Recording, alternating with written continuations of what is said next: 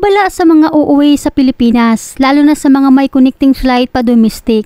Iwasan niyo pong lumabag sa patakaran na pinapatupad ng mga airlines, lalo na dito sa 7 kilos na hand carry, para hindi kayo ma-paper ratio pagdating sa Pilipinas. Gaya nitong isang OFW na galing ng Hong Kong, ang naharang sa NAIA dahil sa mga tsokolate na dala nito. Kaya kung ikaw ay may balak mag-uwi ng mga tsokolate sa Pilipinas, pakinggan po ang video dahil kapupulutan po ninyo ito ng aral itong naging karanasan ni Kabayan, dahil ang sistema di umano ng mga airport ay hindi umano magkapareho, dahilan kung bakit nasayang ang mga tsokolate na pinaghihirapan ni Kabayan na para sana sa kanyang pamilya. Sa Facebook post ni Kabayan, ibinahagi nito ang kanyang naging karanasan bilang magbigay babala sa lahat ng mga OFWs na uuwi sa Pilipinas na nagmula sa mga bansa o airport na hindi umano mahigpit. Ani dito, mahigpit talaga sila sa Pilipinas. Sa Hong Kong, ni hindi ako hinarang sa dala kong tsokolate, ni hindi nga tinimbang, pero nasa maliit lang niya na baggage,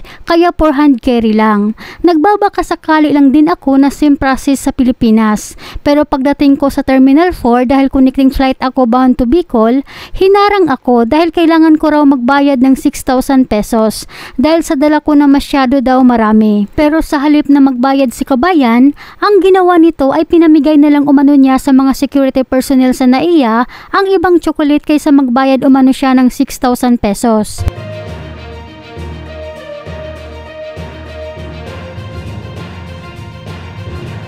Kaya magsilbing aral po ito sa atin mga kababayan. Ugaliin po natin sumunod sa mga pinaiiral na batas at alituntunin ng mga airlines upang di na tayo maabala.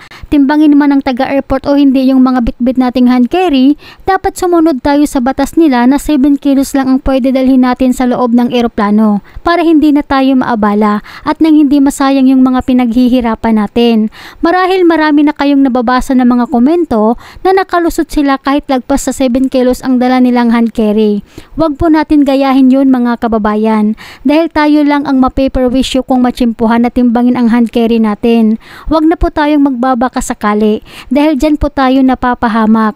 Gaya nitong nangyari kay Kabayan na pinagbayad ng 6,000 pesos dahil sa sumubra ang timbang ng kanyang hand carry. Kaya nasabi na lang ni Kabayan, para walang aberya, wag na magdala ng marami. Pwedeng 3 supot lang para safe. Ibalik bayan box na lang para sure.